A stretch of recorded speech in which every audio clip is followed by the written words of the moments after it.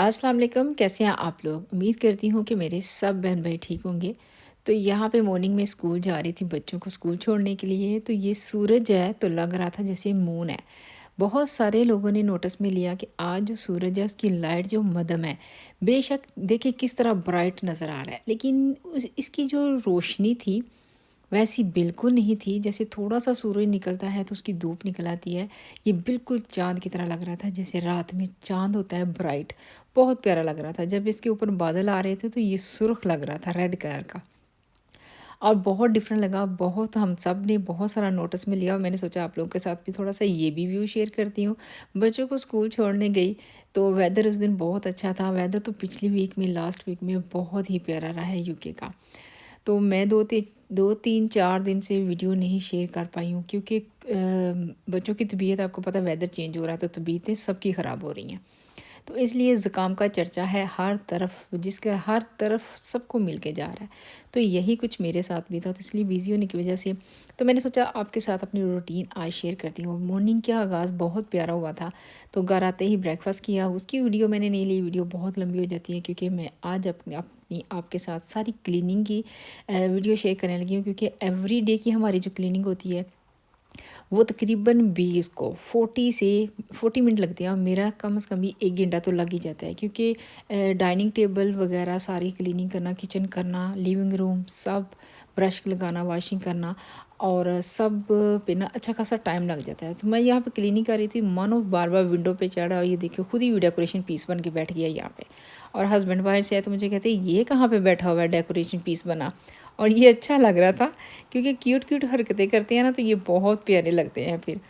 तो साथ साथ घूम फिर रहा था, इसको पता था कि मैं क्लीनिंग कर रही हूँ, मेरे हाथ में क्लथ है, तो वो मैं हर तरफ लेके घूम फिर रही हूँ। और जब मैं इस तरफ आई हूँ प्लांट को साफ़ करने के लिए, ये मेरा आर्टिफिशियल प्लांट है, ये मैंने डाइनिंग रूम में रखा हुआ है, और आजकल इसका मैंने पट जो है ना वो चेंज किया हुआ है, वो मैंने दूसरे लिविंग रूम में रखा हुआ है। आइकिया जाऊंगी तो वहाँ से लेके आऊँगी। आइकिया से बड़े ज़बरदस्त पट्स मिलते हैं यहाँ। आइकिया में यूके की जो शॉपिंग है, यूके आइकिया की शॉपिंग बड़ी ज़बरदस्त है। मैं अक्सर इस तरह की चीज़ें वहाँ से लेके, तो ये प्लांट भी मैं वहीं से लेके आई थी। तो ये अब आजकल मानो कि हथी चढ़ा होती है, बेचारा थोड़ा सा कमज़ोर हो गया। और ये जो दूसरा ये हस्बैंड लेके आए थे लिडल से, ये भी मुझे बहुत प्यारा लगता था, काफ़ी देर से मेरी नज़र में था, और जैसे ही आया हस्बैंड ने मुझे बताया तो वहाँ से लेके आए थे। और इसको तो मानो ने खा खा के देखिए आधा कर दिया। इसके लीव्स मैं नीचे से उतारती जा रही हूँ, ये कंटिन्यू ख़राब करता जा रहा है। ये देखिए अभी भी साथ साथ घूम रहा होता है। इसको ऐसे बच्चों की तरह शौक़ होता है, जैसे मैं कपड़ा क्लॉथ में लगा रही हूँ इनको, तो इसको ये है कि ये मेरी चीज़ है, इस पर कोई हाथ लगा के दिखाए अब, और भाग के आता है। तो बस यही एक अल्लाह ताला ने नेमत बनाई हुई है, हर एक कोई जानवर की शक्ल में है, कोई किसी शक्ल में है। बस अल्लाह ताला हम सबको खुश रखे। और यहाँ पे कपड़े भी मैंने धो के रखे हुए हैं, तो मैंने सोचा ये बाद में, आपको पता है कपड़ों का काम भी एंड पे अच्छा खासा बढ़ जाता है। और डस्टिंग का काम हो हर तरफ से, तो मेरे कम से कम भी 10 मिनट तो डस्टिंग पर ही लग जाते हैं। सफाई सारी डस्टिंग करें हर चीज़ की, तो बहुत ज़्यादा काम जो है इसी में चला जाता है। फिर वॉशिंग होती है उसके साथ साथ, और डस्टिंग भी छोटी छोटी चीज़ों पे। यहाँ अंदर डोरें जो है वो बंद होती हैं, ओपन नहीं होती हैं। विंडो कभी कभी हम खोल लेते हैं जैसे किचन के, लेकिन डस्टिंग बहुत ज़्यादा होती है। उसकी रीज़न ये है कि हमारे अंदर जो है कारपेट है, उनसे डस्ट उड़ती है। और कारपेट पे यहाँ पे वैसे तो मशीन लगती है, वैक्यूम मशीन लगाते हैं, लेकिन यहाँ पे बच्चों ने थोड़ा थोड़ा सा पेपर फाड़ के फेंके हुए थे, तो इस तरह मशीन मारेंगे तो मशीन जो है वो उसमें फंस जाएंगे, तो मशीन ख़राब हो जाती है।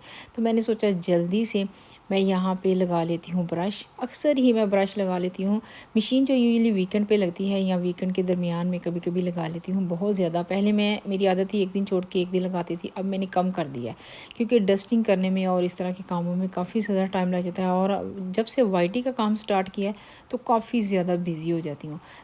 तो इसलिए ना मैं कुछ काम जो है दिन छोड़ छोड़ के अब करना शुरू हो गई हैं। तो मुझे लगता है मेरी सब बहनें करती होंगी, जैसे कि लॉन्ड्री लगाना और इस तरह के काम जो बड़े बड़े हैं वो थोड़े से 1-2 दिन के गैप के बाद करते हैं।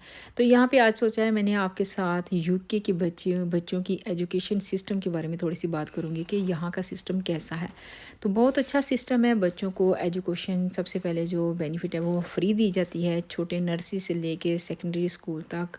और फिर जब बच्चा कॉलेज में जाता है तो उसको थोड़ा सा सिस्टम सिस्टम जो इनका ईजी है, बच्चों को जॉब भी प्रोवाइड करते हैं ताकि बच्चा अपना सिस्टम संभाल सके।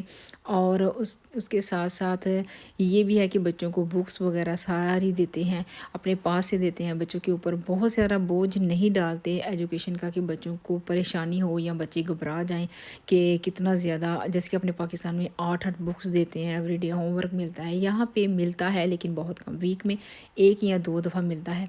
बच्चे आसानी से कर लेते हैं, ये बच्चे फिर भी घबरा जाते हैं। और बच्चों को इसके साथ हर 1.5 माह के बाद छुट्टियां दी जाती हैं ताकि बच्चे थोड़ा सा रिलैक्स कर सकें, इंजॉय कर सकें। अगर वो आउट ऑफ कंट्री जाना चाह रहे हैं तो 1 वीक में या 2 वीक में घूम के फिर के आ सकते हैं, क्योंकि ये यूरोप कंट्री है। इन कंट्रियों में ये सिस्टम चलता रहता है और इन्होंने ये बहुत अच्छे सिस्टम बनाए हुए हैं। इसकी वजह से बच्चों की एजुकेशन पे कोई फ़र्क नहीं पड़ता किसी किस्म का भी। और बच्चों पे ज़्यादा दबाव दिया जाता है कि वो बुक्स पढ़ें।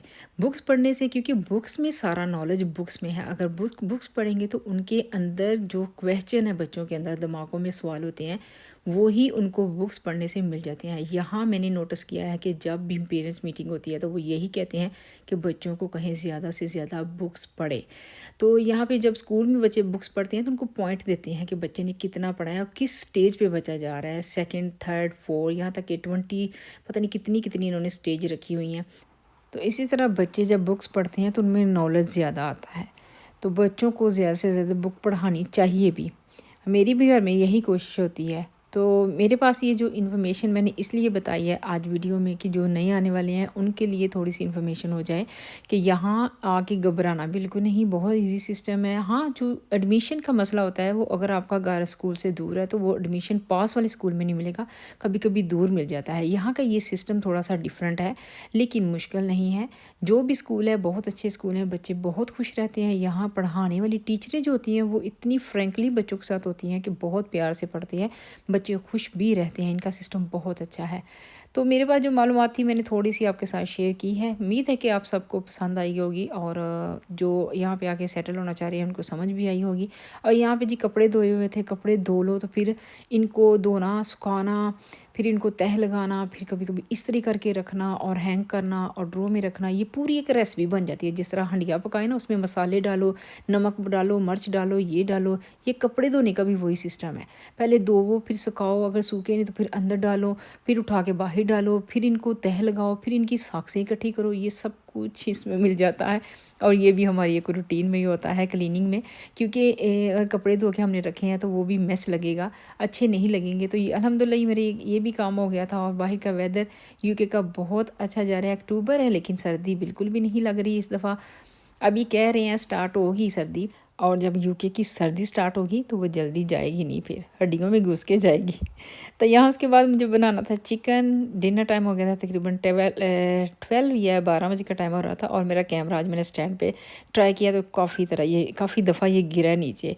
एक दफ़ा तो गिरा था, बच गया, लेकिन दूसरी दफ़ा चिकन पे गिरा तो फिर ना बच पाया। तो इंजॉय हो रहा था ये भी। तो यहाँ पे चिकन बन चुका था, उसके साथ हस्बैंड ने खाने थे थोड़े से चावल। तो ये डिनर टाइम था उनका, बस ये मैंने बनाया था। ये थी मेरी ये आज की वीडियो जो मैंने आपके साथ शेयर की। अगर आप लोगों को पसंद आई हो, लाइक करें, शेयर करें, सब्सक्राइब करें, दुआ में याद रखें। इंशाल्लाह मिलती हूँ किसी और नए व्लॉग में। अल्लाह हाफिज़।